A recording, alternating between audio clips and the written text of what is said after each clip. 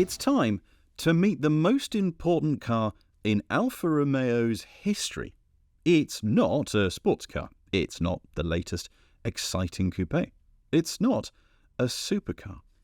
No, it's a small crossover. Yes, even Alfa Romeo succumbed to the need to build one of these because it is one of the best-selling segments around. But think about it this way. If Alfa Romeo builds a car like this, and more importantly, people buy them, then they can use the money to build the things that we really care about, like the 33 or perhaps a new Duetto Spider. Let's put it this way. This could be Alfa Romeo's Porsche Cayenne. But before we move on to any details about it, we must talk about the elefante in the room. Because when we arrived this morning, this car had the words Milano written right there. See, the problem is, this car is not going to be built in Milan. It's not going to be built in Turin. It's actually going to be built in Poland. And that has caused something of a kerfuffle with the Italian government. They are apoplectic, to put it mildly. They even threatened Alfa Romeo and said that they would be breaking the law if they called it the Milano. So yesterday, a press release went out to say that this is now called the Junior. In fact, so recently was it that we have some tableware that still says Milano with us right now. Anyway, name aside, there is a bigger story here. Alfa Romeo has made the very bold statement that it will be all electric by 2027. So at some point, it needs some zero-emissions cars. And this is that first step. 2027 is really rather close now, so if Alfa Romeo's grand plans are to be more than just words, a car needed to appear sooner rather than later. To help with that step, the Junior uses a lot of parts from its Stellantis siblings, but the big cheeses at Alfa Romeo promise us that it will still feel like an Alfa Romeo. More on how they'll do that later. Let's start with the way that it looks, because never mind the fact that it'll be powered by exactly 0 cylinders, that is the first major departure that the Junior takes for Alfa Romeo. It's a bit different, isn't it? One of the intriguing things is that this was designed under the stewardship of the same man who's designed the Tipo 33. And it is, with certainly a more detailed face than we've seen from Alfa Romeos recently. Gone are those slim lights that you see across the Giulia, the Tonale and the Stelvio, and in come these, I don't know, are they D or are they P-shaped lights? More sort of futuristic and angular. It's still got 3 sets of DRLs, just in Alfa Romeo styling as you'd find, and the lower grille, well, you'll be familiar with that from the Tonale because it's basically the same, but then there's the slightly controversial bit, because that's this. Now, it still has a triangular grille, as all Alfa Romeos should do, but on this there is this plastic insert with a sort of stylized version of the Alfa Romeo badge stamped right into it. It should first be pointed out that if you buy the hybrid version of it, you won't have this. Instead, it's a mesh with some nice Alfa Romeo script on it. But if you buy the electric car as this is, it will have that. Now, this morning, I would have told you that I didn't like it at all.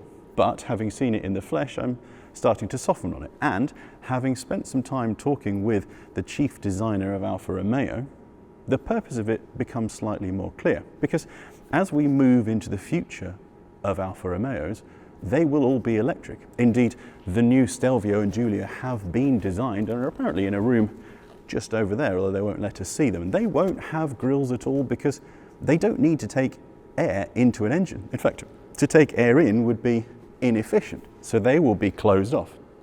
So the future, the only way to keep having that famous Scudetto on the front will be to have some kind of detailing like that. Whether or not I like it, I'm still not 100% sure, but it does make a bit more sense when you know that. Then, the other thing to note is this bonnet, which has taken some of the stylings from the Tipo 33, if you squint a little bit, in that it has this sort of V shape down the front and almost a clamshell-ish styling to it. Now, there are a few details along the side that should be noted. Firstly, the only real bits of black SUV plastic you'll see are here and slightly along the sills. There is nothing along the front, no skid plates. Then there is the contrasting black roof, which you can have in body colour, but even if you have that in body colour, this section here will remain black because in there, and I rather like this, laid is the usual snake eating a man. The other things that I quite like are the fact that the door handles are in the proper place for an Alfa Romeo. And one thing I've noticed, two things actually. Firstly, if you look along the side, the way that its haunches go, it looks almost as if it's raked down at the front, sort of giving it a slightly more, I don't know, aggressive, sporty character. Also, the reason why there's a little bit more metal at the back here, according to the designer, is to try and give it that feeling of a rear-wheel drive car, because in history all Alfa Romeos have been rear-wheel drive, even though, whisper it, this one isn't.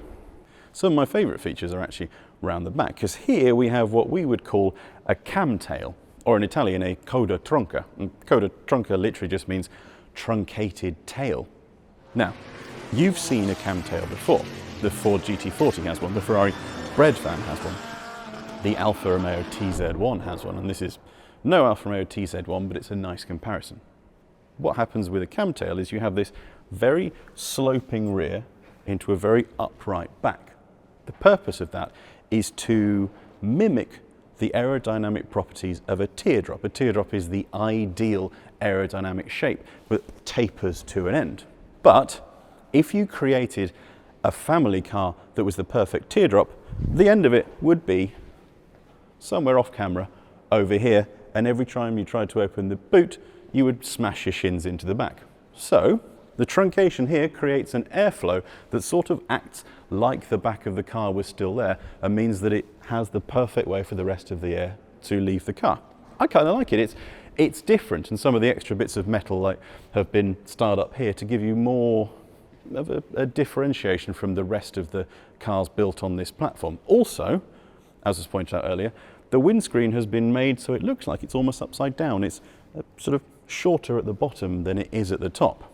Finally, there's these lights at the back which go all the way across. Now, we've seen lights that go all the way across of an Alfa Romeo before. They're on the Tonale, so it's not new, but these ones come sort of down either side, a bit like horns. They sort of, well, they remind me of the old Maserati GT when it had its boomerang rear lights, the ones that were eventually banned due to regulations. The final thing that I really like about that is something that you'll only really spot if you come down here, and then you'll see that it's been styled into a sort of lip, like a spoiler. There's a slight rise on there for the air, and the way it tails off is just, well, it's just really nice. And overall, well, it's definitely designed to be different, but that is what Alfa Romeo wants.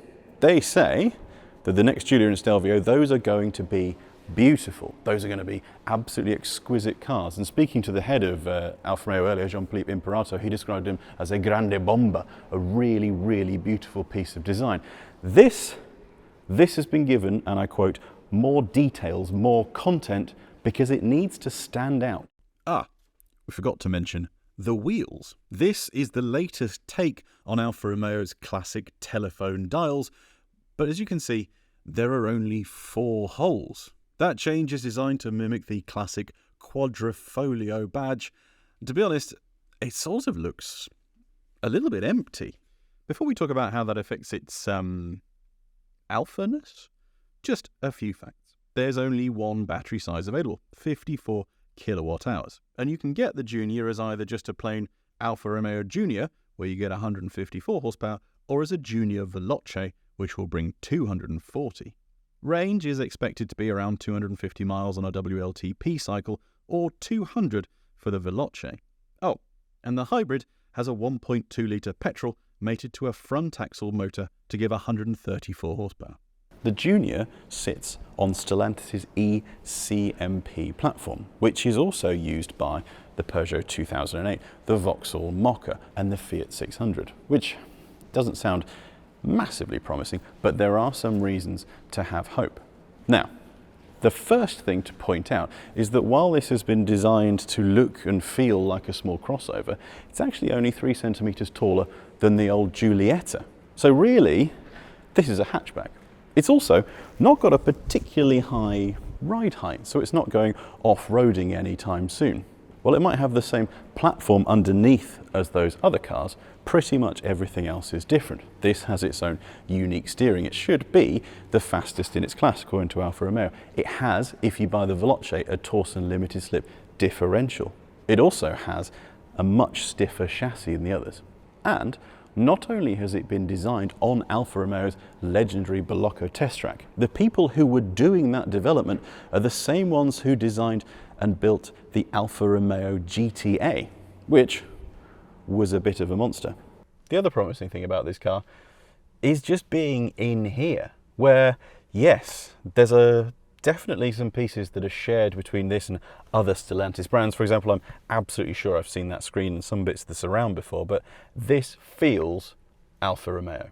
Let's start with that screen and how it's orientated. It is pushed 11 degrees towards the driver to make it feel like it's a driver's car. What they were looking for in this was a feeling of being cocooned without being encroached upon. It feels comforting, it feels comfortable, it feels like I'm part of it rather than being too big, open and airy. It's still got those classic Alfa Romeo binnacles in front of you with a little screen inside, which is 10.5 inches the same as the one in the middle. I also like some things here, like the recess with the sort of machined pieces along with the nice cushioned extra bits. And even these air vents, they're designed to look a little bit like a quadrifoglio, like the wheels on the outside, and they light up when they're there. This feels cozy, it feels comfortable, it feels like an Alfa Romeo. It's quite tight in the back. The other thing that they spoke to us about this morning is the fact that even when it's an EV, you will have the option of having sound, but what they don't want to do is just mimic a Busso. They know, and I quote, people who just want a car with a Busso are probably not going to be buying this, so they didn't want to go out and just recreate exactly the same thing. However, it does still feel like an Alfa Romeo, and I think to Alfa Romeo buyers, there will be almost nothing more important, and that will be the one thing that is key to keeping their current customers happy. The funny thing about the Alfa Romeo Junior is that its difficult birth has actually been the best thing that could have happened to it. Alfa Romeo say that the name change has generated more press than the entire launch cycle of the 33 Stradale. Up close, it's a much better and more cohesive creation than it first seemed, but it does do the job of standing out in what is quite a dull segment very well. The challenge now is making sure that it does still feel like an Alfa. Alfa Romeo says that the first port of call in designing all of its cars is the top. For Giulia, that was the Quadrifoglio, and then the more standard cars followed. For Junior, they say that's Veloce. With no Quadrifoglio yet confirmed, we can only hope that Alfa Romeo sticks to its word.